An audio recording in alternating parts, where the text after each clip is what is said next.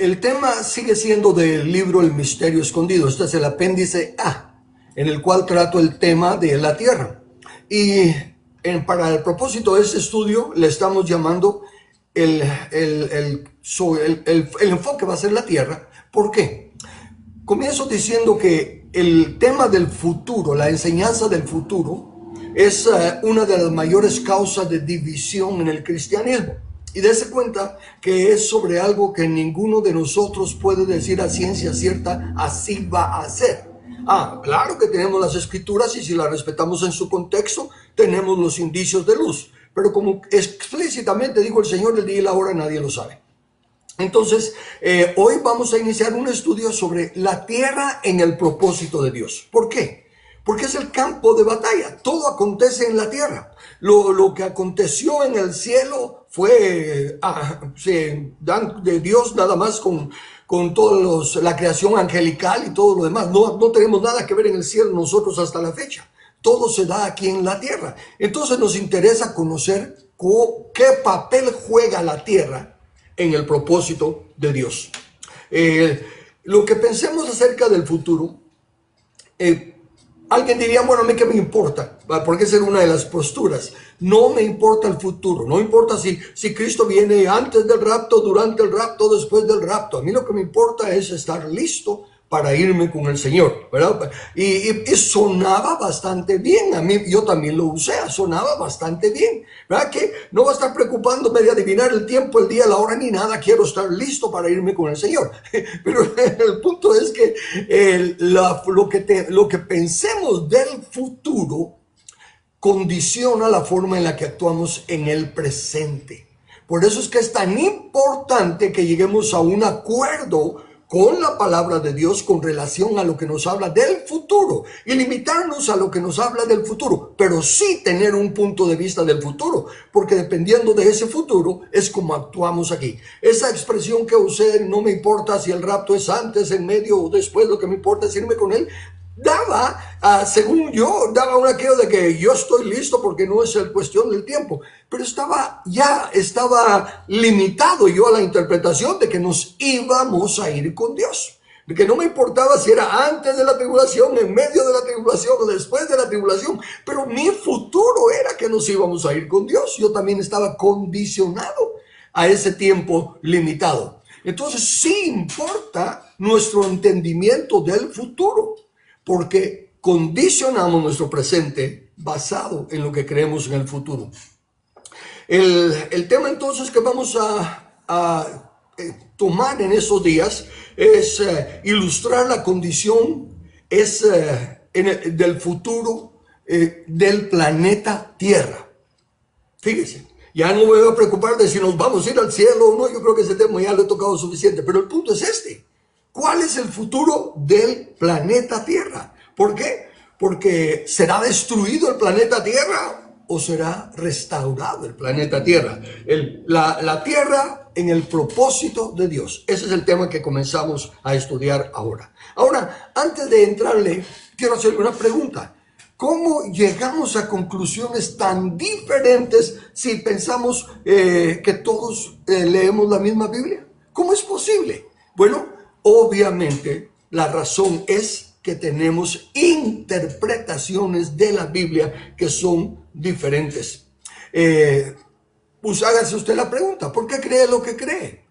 ¿Ha estudiado usted los textos con su contexto que usa para creer lo que cree? ¿O simplemente lo oyó y creyó que el hermano que lo estaba enseñando, que lo estaba predicando, o el libro que leyó, que el hermano que escribió el libro, pues que son personas que aman a Dios, personas que han estudiado y personas pues que saben más, y usted simplemente les dio el beneficio de la duda y creyó lo que ellos estaban enseñando? Y mire, aquí no importa si lo que están enseñando es verdad y si usted lo cree. Lo que importa es que si usted cree porque oyó o leyó de otros, pero usted no se convence a usted mismo, por usted mismo, no toma usted la Biblia y analiza en su contexto cómo encaja ese concepto que tiene del fin del mundo, del fin de la tierra o del futuro. Tiene que ser lo que usted cree, porque al fin y al cabo, cuando nos presentemos delante de Dios, cada quien dará a Dios cuenta de sí. No de que yo lo creí porque me dijeron. No, no, no. Eso sería semejante a Adán diciendo la mujer que tú me diste. Nosotros diríamos el pastor que tú me diste, el predicador que tú me diste. No, no, no, no. No hay excusa. Cada uno de nosotros tiene que saber por qué cree lo que cree. Entonces, aquí nos damos cuenta con que el problema no es la Biblia. Definitivamente la Biblia tiene un solo mensaje. ¿Qué va? La Biblia se confunde y se contradice. No, no, no, no, no, no, no, no.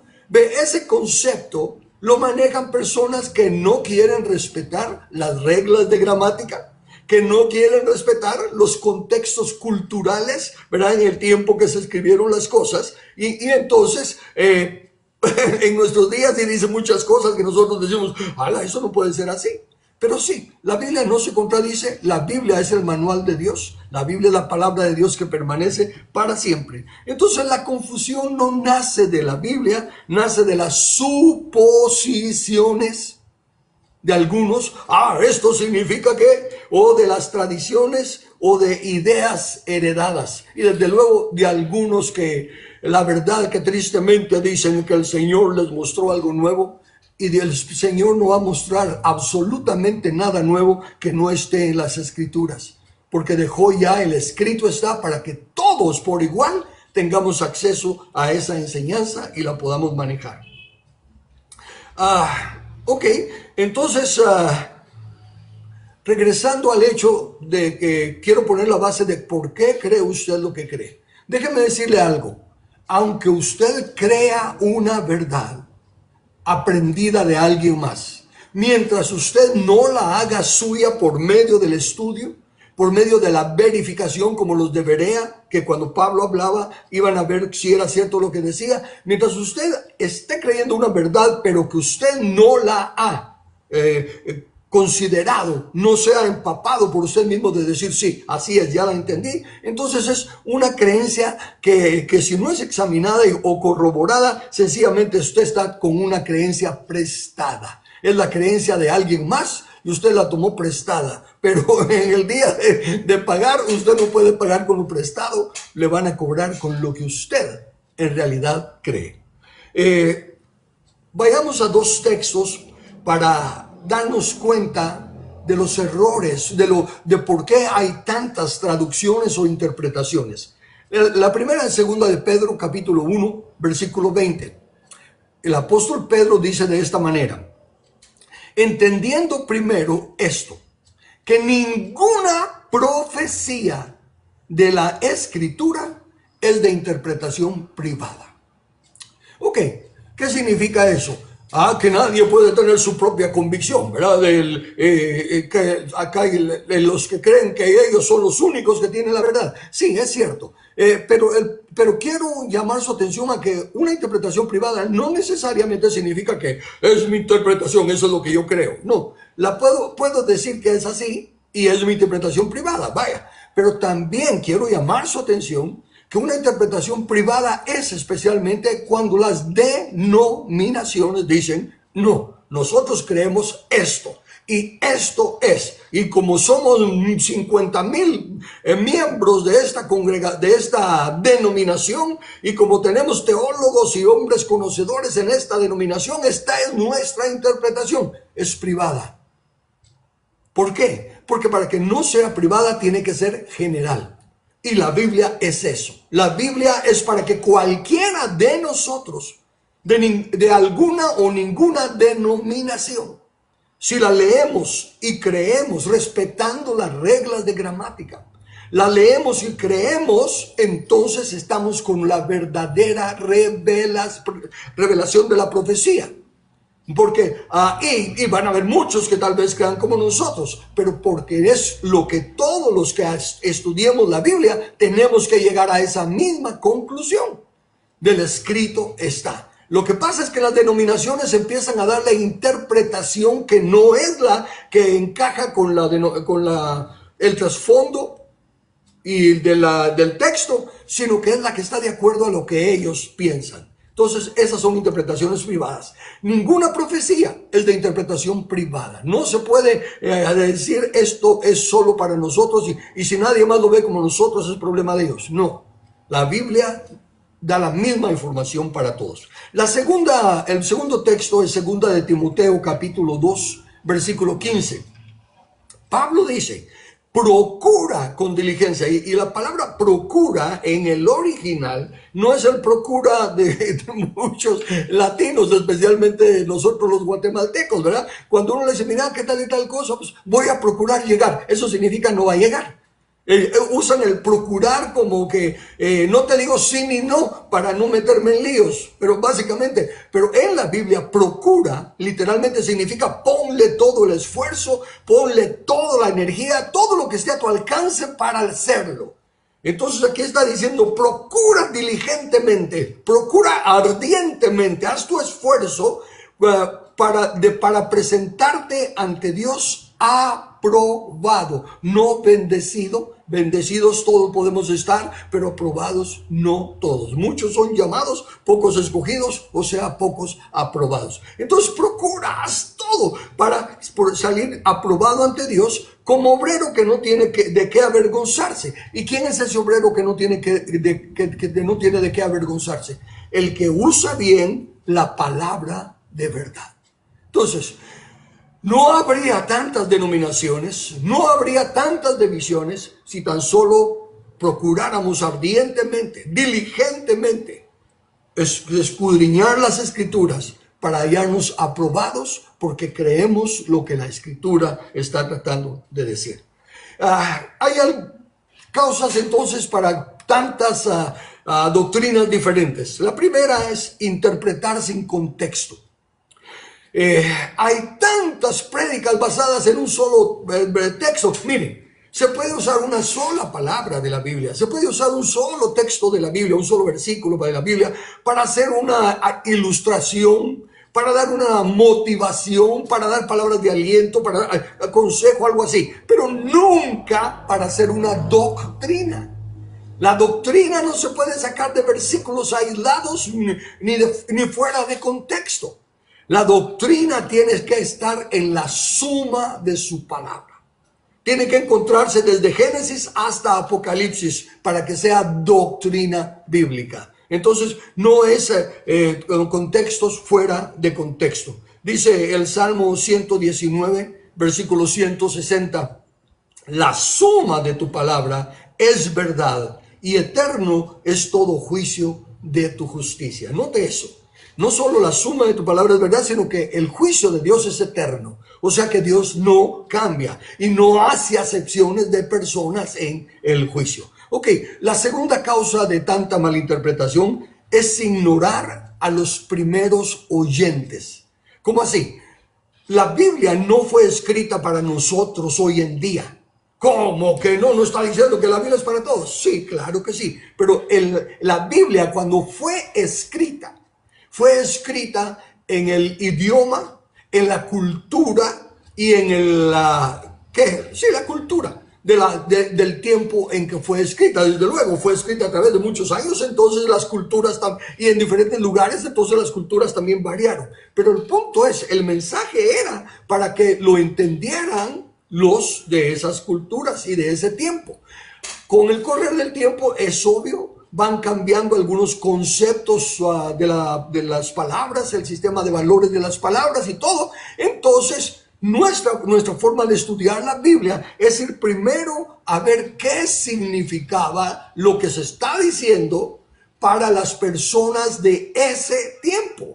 Recuérdense que en los tiempos que se escribió la Biblia no había tantas cosas que hay hoy en día. No habían conceptos tecnológicos, no habían conceptos de inteligencia artificial, no había un montón de cosas de lo cual, por lo tanto, no se podía explicar, no se podía escribir al respecto. Pero ahora que cambian las cosas, la Biblia nos deja dos frases acerca de Dios que tenemos que mantener en mente. Y las dos tienen que ver con la multiforme. Que es multiforme de miles de formas. Entonces, de la multiforme gracia.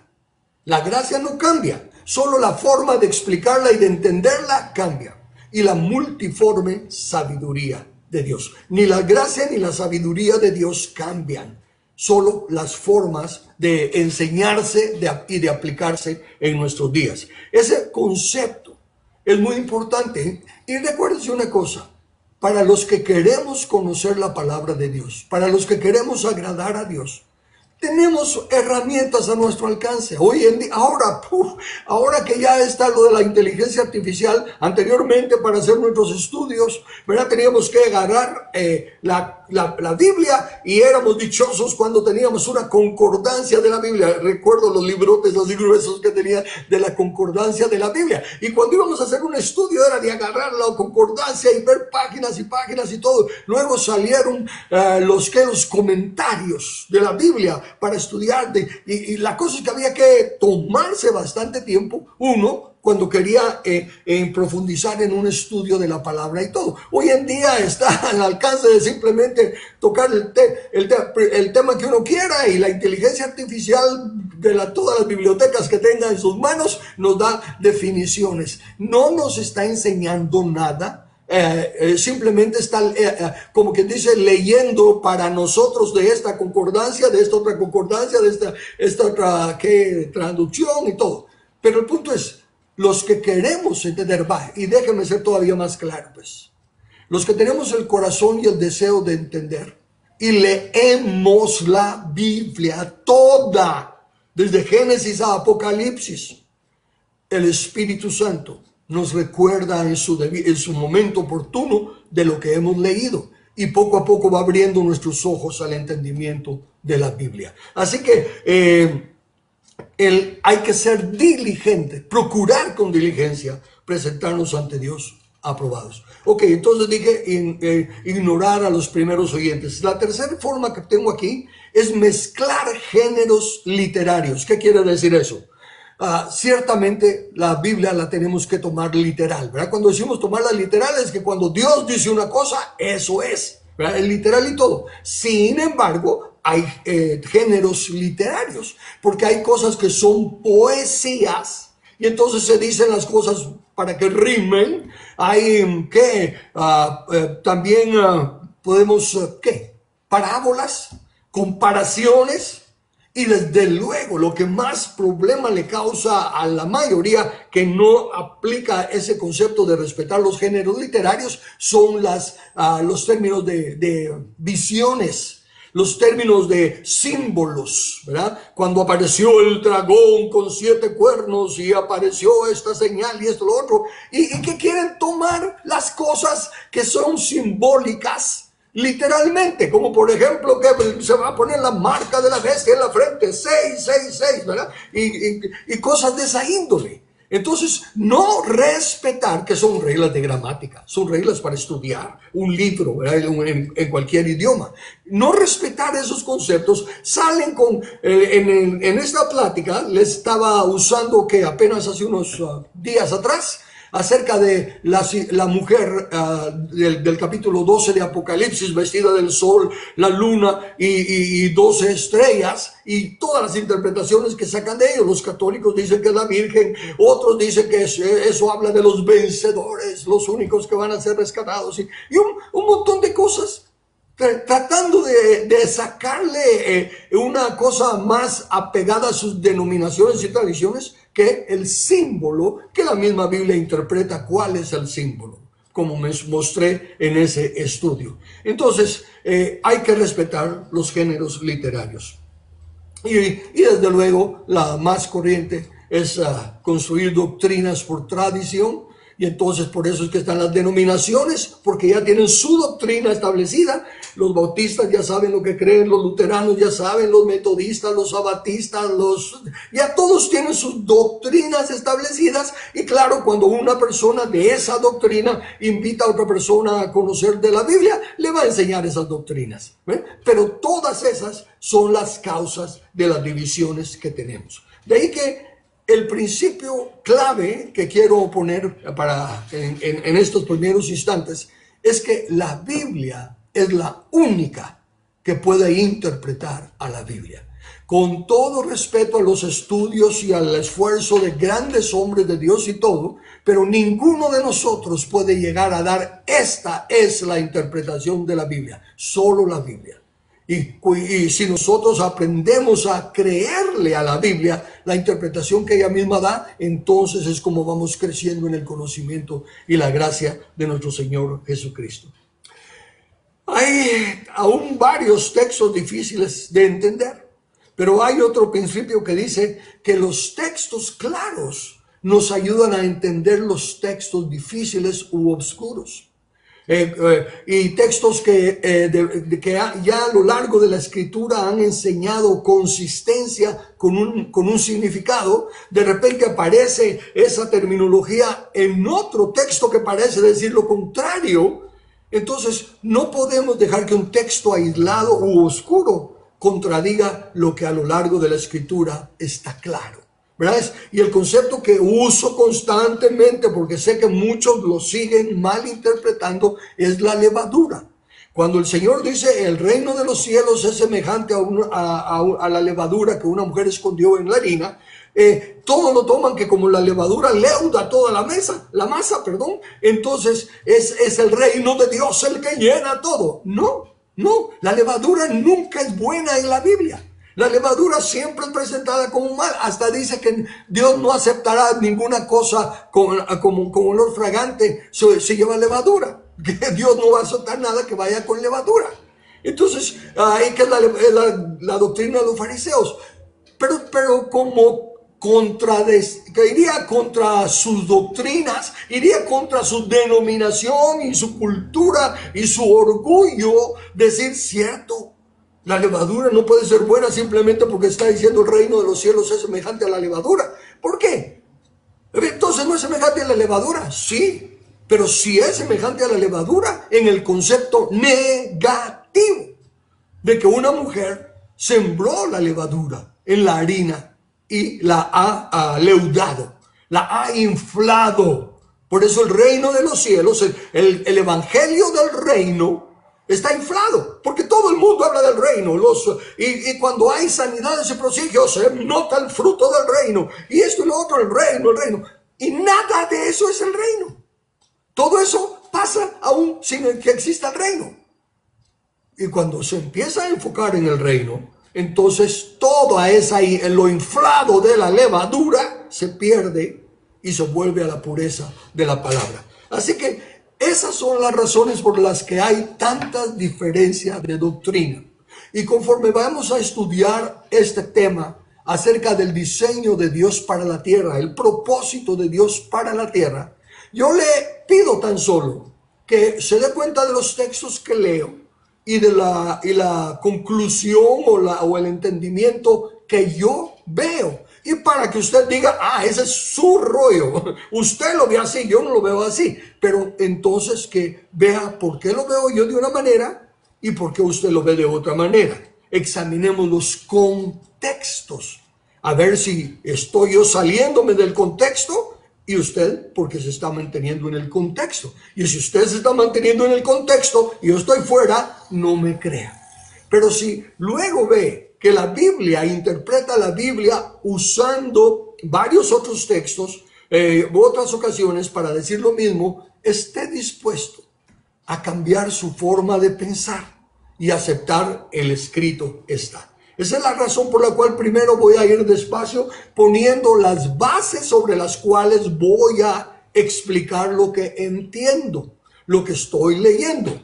Y así cuando usted me oiga, va a saber, bueno, eso no está en ninguna otra parte, así que no está respetando contextos, ¿verdad? Y me va a ayudar al decir, ¿esa de dónde se la sacó? No hay contextos. Pero si por el otro lado me mantengo en el principio de decir lo que la Biblia enseña, que dice la Biblia, evalúese a usted. ¿Qué tiene que defender su doctrina? ¿Qué tiene que defender su denominación? ¿Qué gana con defender cualquier cosa? Aún la verdad. Si ni siquiera la verdad, ni siquiera la Biblia requiere que la defendamos, ella sola se defiende. ¿Cuántos no han atacado a la Biblia? ¿Cuántos no dicen que hay contradicción en la Biblia? Y de un montón de cosas, pero ahí está la Biblia. La Biblia permanece y todos esos que han inventado cosas dejan de ser. La palabra permanece para siempre.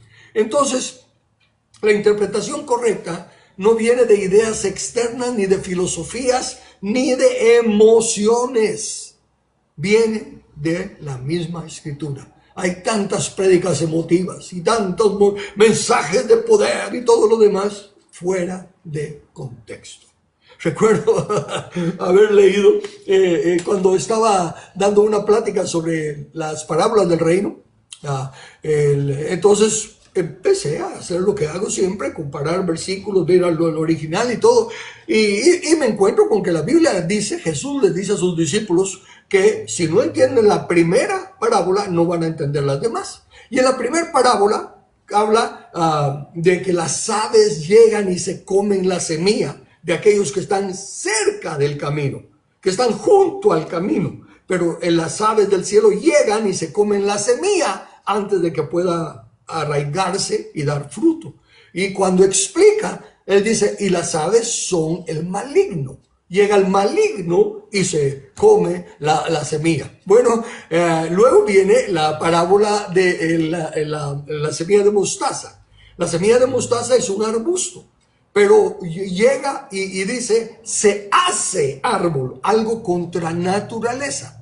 En la Biblia se nos enseña a no sembrar dos clases de semilla en el mismo campo, y en la Biblia se nos dice a respetar, a no ir contra la naturaleza. Entonces, el hecho de que el arbusto se convierta a árbol quiere decir que sufre una transformación incorrecta contra el diseño de Dios, contra naturaleza. Así como la levadura leuda la masa para mal, en lugar de quedarse siendo el más grande de su género, arbusto, se convierte en un árbol. ¿Y qué pasa con el árbol? Llegan las aves y hacen sus nidos en sus ramas, y las bestias se cobijan bajo su sombra.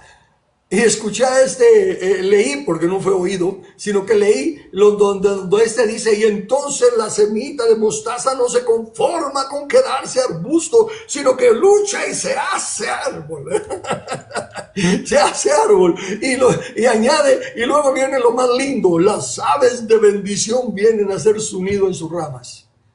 Totalmente emotivo. Todas en su iglesia están aplaudiendo y gozándose con tremenda plática, pero doctrinalmente totalmente equivocada, totalmente a favor de las mentiras del enemigo y destruyendo el verdadero concepto de la parábola. Entonces, esa es la razón por la cual le digo, por favor, estudiemos la palabra de Dios juntos.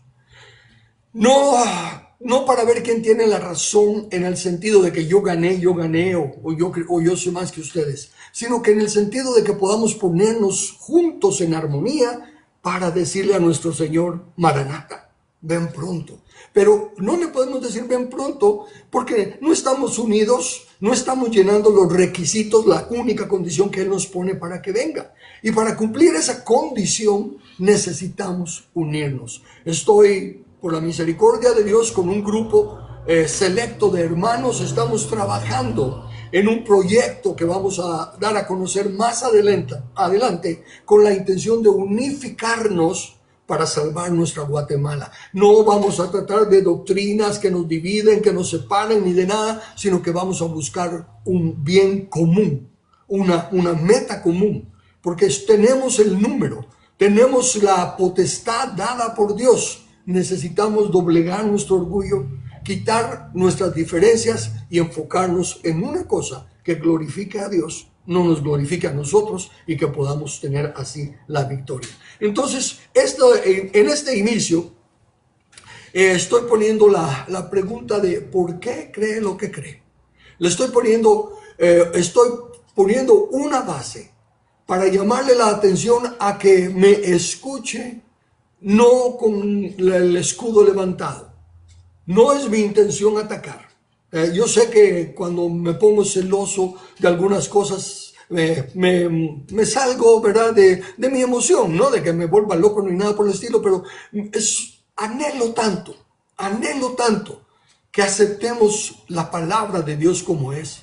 Y me duele y me provoca esto de decir, hermanos, ¿cómo quieren que podamos crecer cuando están yendo contra principios bíblicos? Pero en esta ocasión en mi oración y mi clamor a Dios es de tratar de guardar ese celo y pedirles que no estén a la defensiva. Escúchenme, no voy a tratar de atacar, no voy a tratar de decir esto no sirve para nada o cualquier otra cosa, sino que miren, esta interpretación basada en estos textos, en este contexto, con esta meta, la más lógica es esta, ¿verdad? Y el significado de la palabra es esta. No voy a tratar de imponer ideas. Lo que estoy haciendo es pedirle que nos pongamos de acuerdo en que queremos conocer la verdad y que vamos a poner lo que entendemos, cada uno de nosotros, nuestras diferentes formas de verlo, y vamos a buscar el consenso de las Escrituras,